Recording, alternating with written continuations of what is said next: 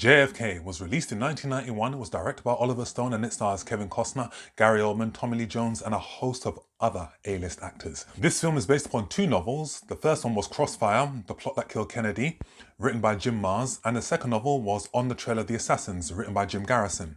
In JFK, we see District Attorney Jim Garrison, played by Kevin Costner, try to unravel a conspiracy around the assassination of John F. Kennedy, and he believes that one of the main conspirators was New Orleans businessman Clay Shaw, played by Tommy Lee Jones. As always guys, thanks for supporting this channel. Please keep on supporting. If you are new to this channel, I want you to hit that subscribe button so you can follow this channel. I want you to hit the alarm bell as well so you can get notifications from me when my video is going to be uploaded. And I want you to give this video a like as well to help the channel grow. The Kennedy assassination was beyond a shadow of a doubt one of the most shocking and defining moments in world history. Nearly 60 years on, there is still a mystique surrounding that tragic day on the 22nd of November 1963. Oliver Stone is a well-respected director, and he can sometimes be labelled as being controversial because he's one of those directors that is not afraid to tackle subjects that many people are afraid to go near to. So he has tackled the Vietnam War and the after effects of the Vietnam War in such films as Born on the 4th of July, Platoon. He dealt with corporate America and greed in Wall Street. And we see him tackle JFK. Upon its initial release, JFK drew criticism. A lot of people were saying that there were a lot of factual errors, a lot of inaccuracies. It was made more for entertainment than anything else. But one of the lines in the film that rang so true was that there's a lot of smoke there, but there is some fire. And JFK is a very subjective film from a viewer standpoint. You can watch this film and think, okay, it could have gone that way or it couldn't. I remember Kevin Costner saying inside the Actors Studio that when he was talking about the making of JFK alongside Oliver Stone, he said, if there's anything that we can't prove, you have got to let me say, let us suppose. And that is in the film a lot. Even within the final sequence of the film where he's talking about the recreation of that day when Kennedy was assassinated, he said, let's speculate for a moment. Whether this film is factual or speculative, you cannot deny the fact that JFK is a riveting watch from start to finish. Incredibly gripping. Does not feel like a 3-hour film at all. This film has some of the best editing I've ever seen, great directing from Oliver Stone, a superb score from John Williams, and a brilliant ensemble cast who all deliver excellent performances. The opening sequence of this film is just incredible, with a brilliant narration by Martin Sheen, and just seeing archive footage of Kennedy getting elected, his work in the civil rights era, the Cuban Missile Crisis, going to war in Vietnam. We see all of these things. Joe Hudson won an Academy Award for his editing on JFK, and he's worked with Oliver Stone on another one of his films, Born on the 4th of July. Joe Hudson's work was just incredible. And not only how he captured the Kennedy assassination, but also other historical events.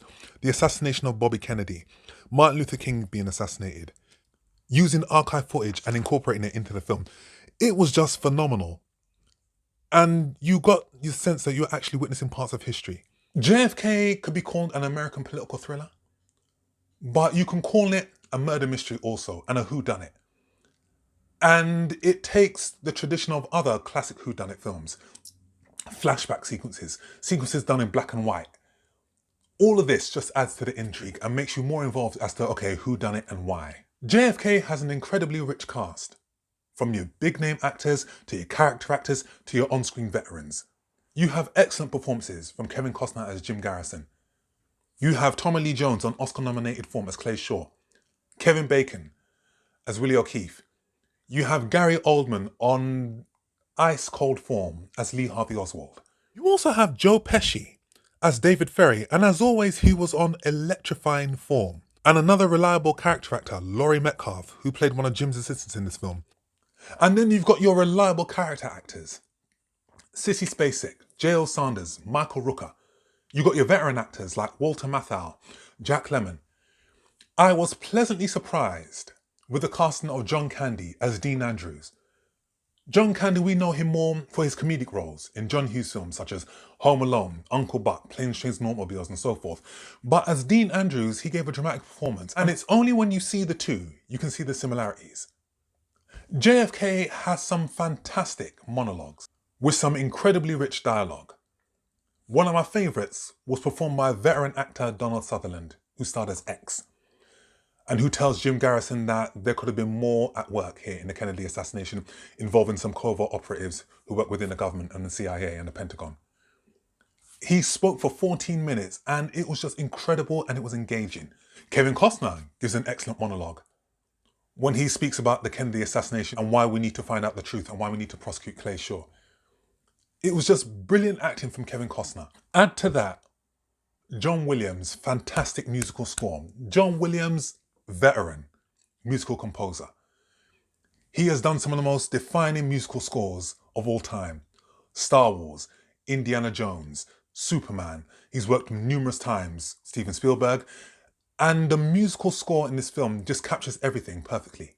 It captures the mystery, it captures the intrigue, it captures the hope and the desperation. At 30 years old, JFK is as relevant now as it ever was. JFK doesn't give you any definitive answers. He doesn't say, this is who killed Kennedy and why. It doesn't tell you who Lee Harvey Oswald really was. It doesn't tell you who X was. It doesn't give you anything like that. It actually leaves more question marks, and I don't really think that is to the detriment of the film. I think that just adds to the intrigue. JFK was released in 1991.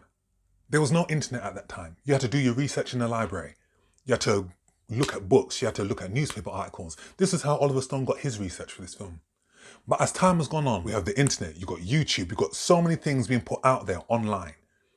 More and more people becoming more politically aware. More and more people looking to look at their phone for information. You can see that there's been a change in the overall thinking of people. And only 33% of Americans believe the findings in the Warren Commission that Lee Harvey Oswald was the sole assassin.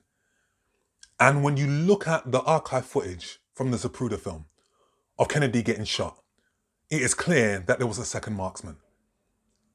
Because Kennedy was driving and the bullets were meant to come at this angle. But when you see the final kill shot, you see that it comes from this angle and it takes him from the back into the left. But JFK, one of the most necessary films ever made. That covered one of the most shocking moments in history, an assassination of a president. And then to see a murder of Lee Harvey Oswald on live TV. All of these things actually happened.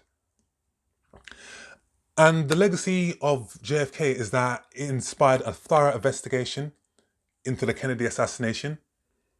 The reports and all the documents pertaining to the Kennedy assassination will not be released until 2029.